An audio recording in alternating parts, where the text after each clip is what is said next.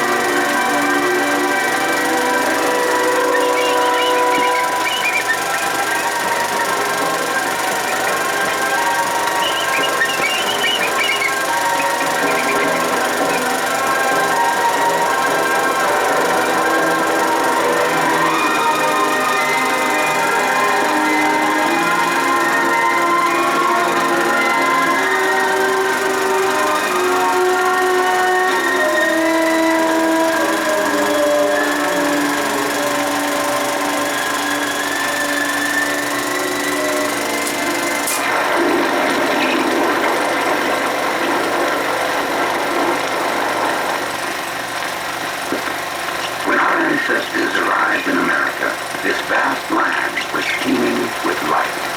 The buffalo herds were the greatest concentration of animals that the world had ever seen. But all that was pushed aside to make way for ranches and farms. Prairie dogs ate the grass that man wanted for his livestock and occupied the land that he wanted for his crops. They were in the way of progress. So using grain soaked in poison, man killed them by the millions.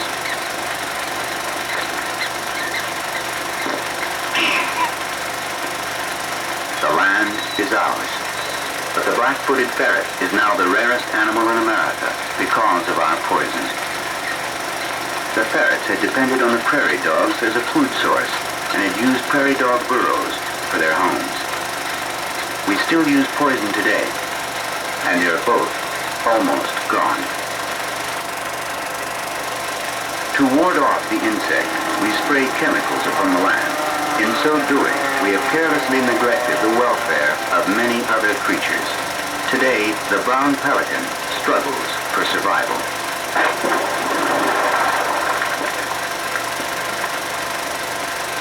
The bald eagle is considered endangered in 48 states.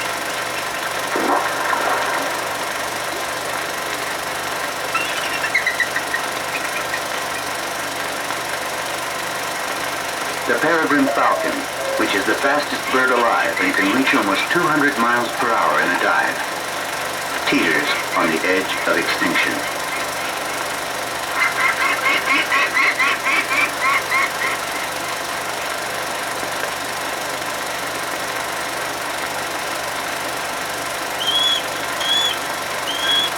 While the osprey, too, continues to dive for its poison prey.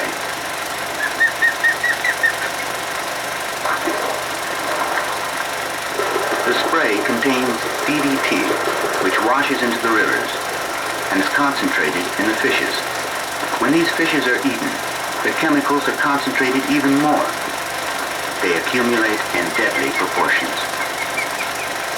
At the top of the food chain, these predatory birds have received enough chemicals to adversely affect their reproduction. Scientists have proven that DDT is causing these female birds to lay fragile and often infertile eggs.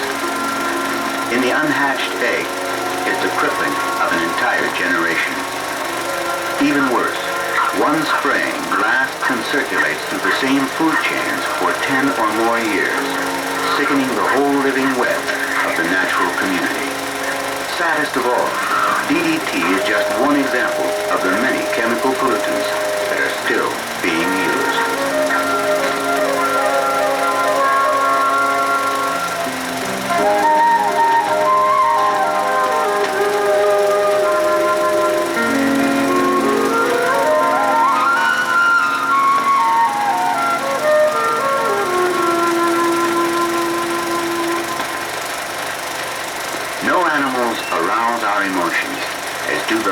Predators. The grizzly bear is a symbol of all that is wild and free. The mountain lion is admired for its graceful beauty and strength, while the timber wolf is legendary for its intelligence. These are qualities which man admires, and it seems that he would admire the animals possessing them. Yet we have systematically eradicated these predators with a vengeance that goes far beyond their threat to our life or property. The most endangered large predator of all is the red wolf. Only a handful remain alive in 2 Texas counties. Thousands have been trapped and shot because they occasionally take our domestic livestock, which is unfortunate because they were really very beneficial, both to the natural world and to the man-made world.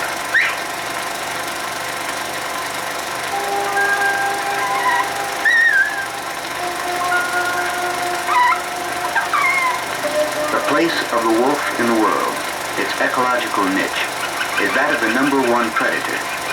In nature's scheme of things, this is a vital role.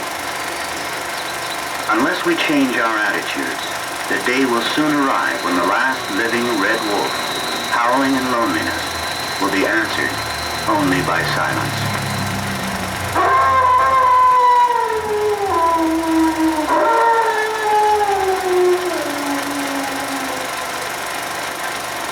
Left alone, nature constantly renews itself. The hunters and hunted live in balance. They regulate each other.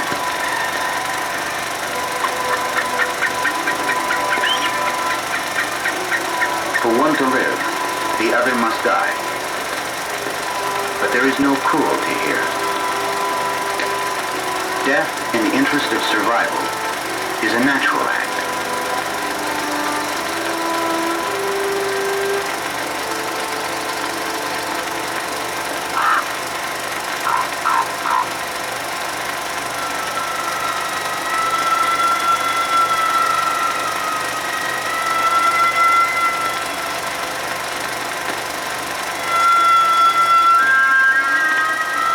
Where there is no need other than sport upsets all natural order.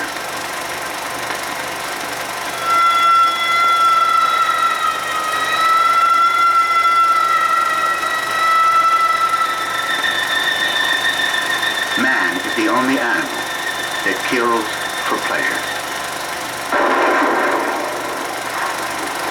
We no longer need fear these mighty creatures, for man himself has emerged as the greatest predator of all.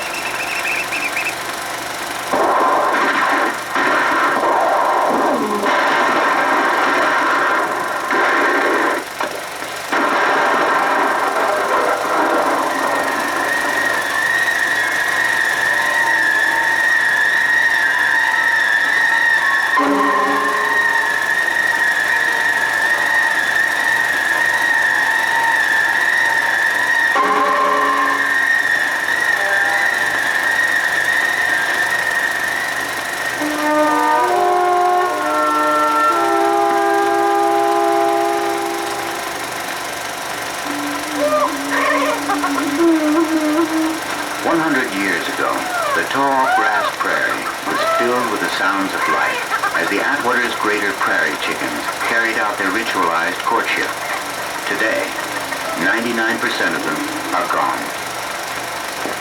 We cannot have prairie chickens because we no longer have prairie.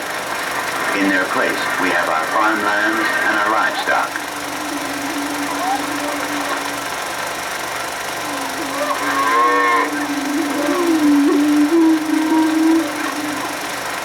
In our forests, too, the same basic theory applies.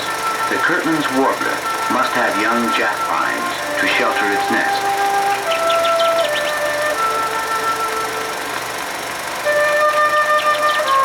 Without them, it cannot reproduce. Indiana bats have declined by hundreds of thousands because of destruction and commercialization of natural caves.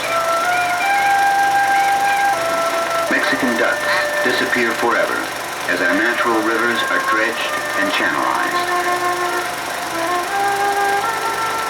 The Pecos gambusia is just one example of the many fishes that are dying from water pollution. The Florida manatee, American crossroads, key deer, Florida panther, and everglade kite are all threatened by a variety of human developments on the Florida peninsula. The same is true all across America. In California, our runaway progress endangers the San Joaquin kit fox, California least tern, California condor, and salt marsh harvest mouse. This destruction of natural habitat has become the major problem facing all wildlife. All that these wild creatures need is a place where they can live in peace and raise their young. Biologists are working to understand the ways in which this need can be met.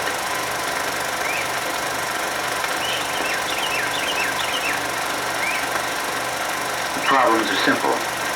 The solutions are difficult. This one's at the E2. The purpose of this study is to learn something about the Delmarva fox squirrel. We know almost nothing about this species, which used to occur abundantly through Pennsylvania, Delaware, the eastern shore of Maryland, and possibly New Jersey. Fox squirrel has declined over all of its range till it's now found on only portions of 4 counties on Maryland's eastern shore. And unless something is done to encourage this animal, it may disappear before the end of the century. We have about 100 foxes in this woodlot, and they are visited several times a year. This time we try to learn something about how many young they have and when they have these young.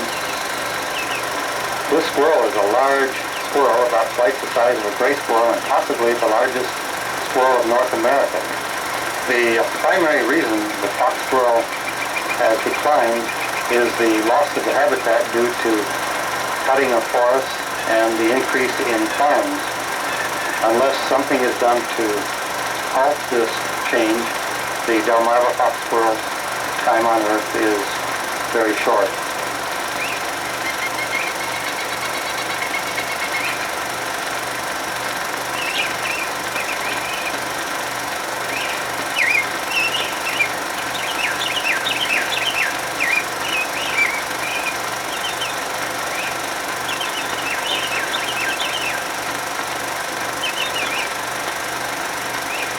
The Morro Bay kangaroo rat is found in habitat like this.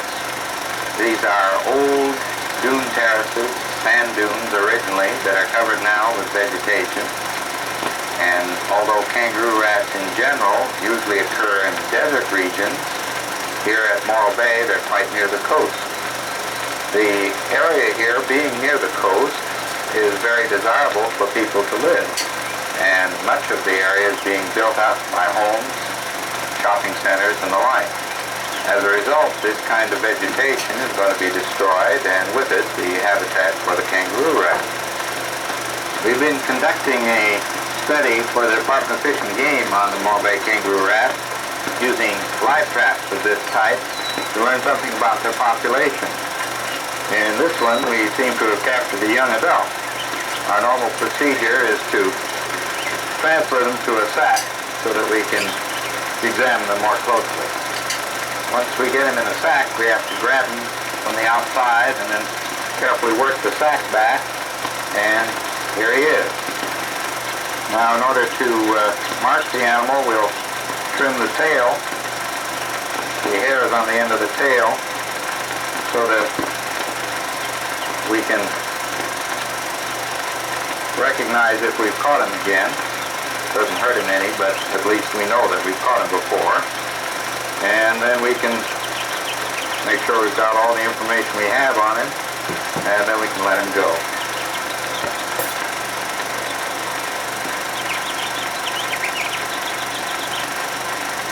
They live in burrows in the sandy soil. Although they don't have very large front legs, they can dig the burrows in this loose sandy soil with their hind feet and do a pretty effective job of it. In time, when the entire area is developed, there perhaps may be no kangaroo rats left at all. Hopefully that won't happen, but in the meantime, why, we consider the kangaroo rat as an endangered form.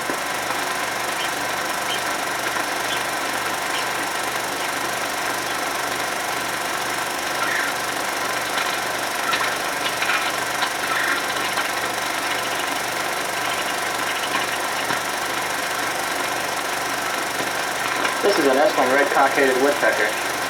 These birds are rare, found only in the southeastern United States.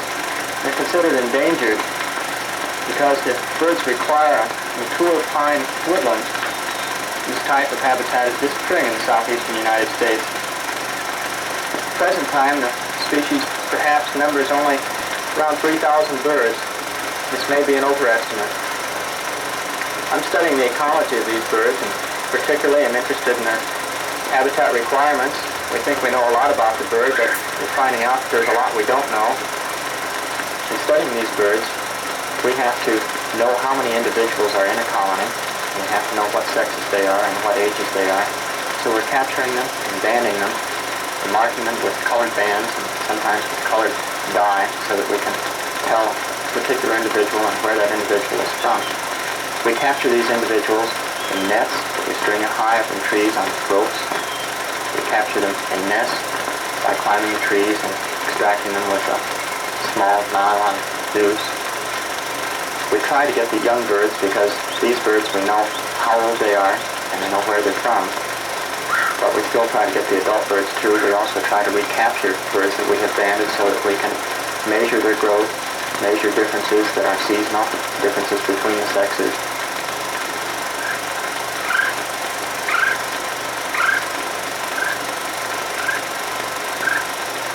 Probably the primary reason the red-cockaded woodpecker has become endangered is because of the current forestry practices in the southeastern United States. The red-cockaded woodpecker needs all ages of trees. It forages in the young trees, it nests in the old trees, and if we are to save the species, we need to start practicing selective cutting instead of clear cutting. There is more and more pressure now on our federal lands to cut timber, to practice clear cutting, because of our current shortages of lumber and pulpwood, and we've got to head off these practices, these pressures, if we're going to save the species.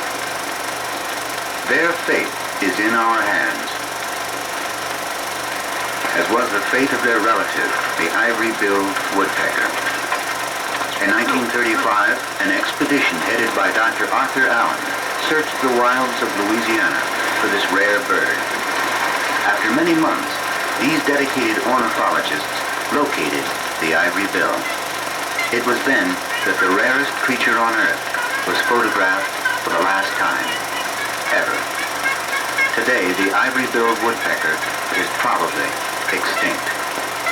At least 40 other American species have also been extirpated.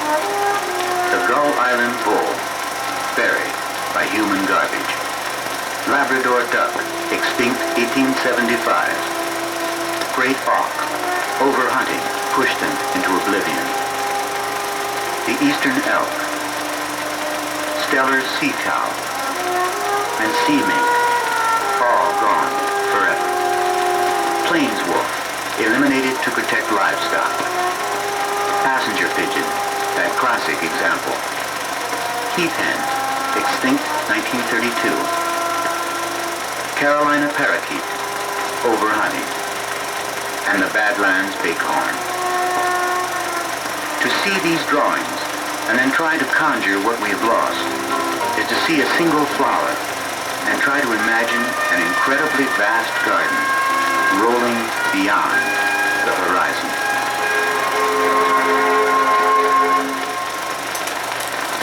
So finally we come to the heart of the problem. Our civilization pushes on and closes in on the few remaining wild areas.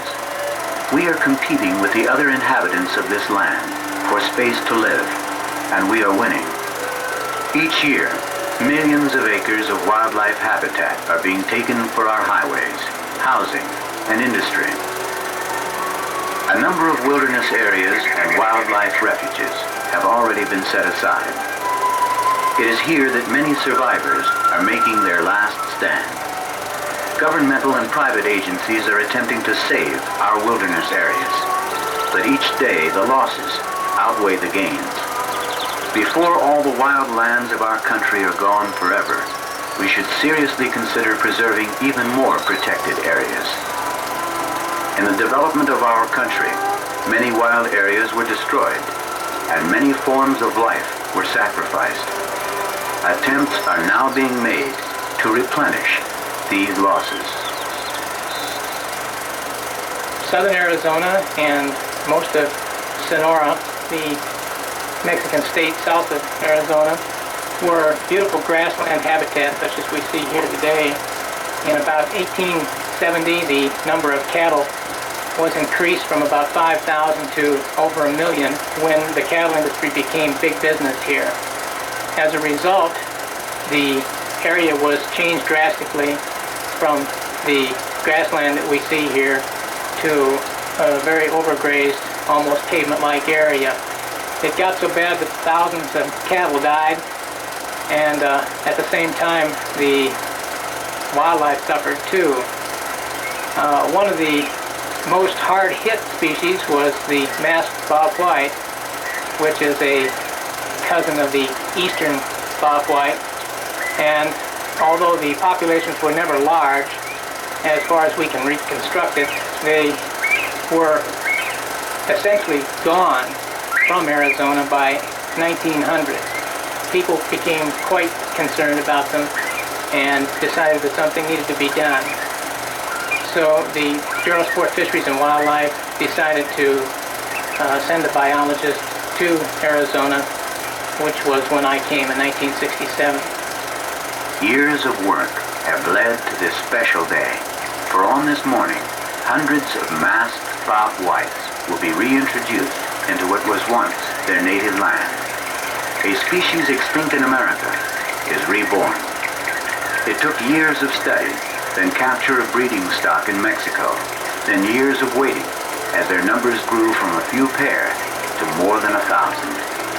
Hopefully, this project will mark a turning point in our relationship to the natural world. Whooping cranes were once virtually wiped out. Their total population was only 14.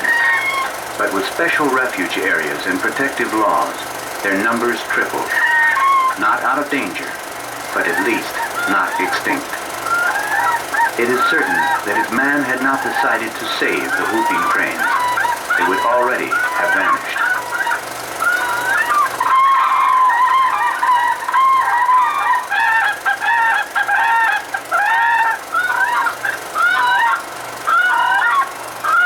To some, their rarity is a source of curiosity.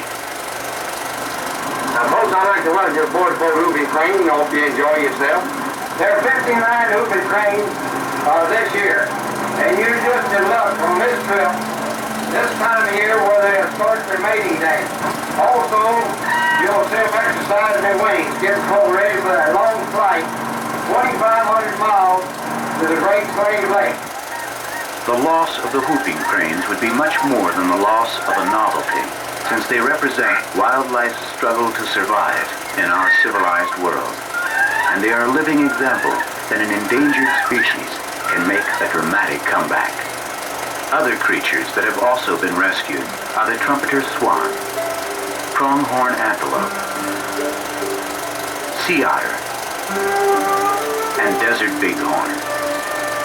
1,000 other species are still in danger, but it is easy to see that if we all care enough, most of our endangered species will continue to share this earth with us.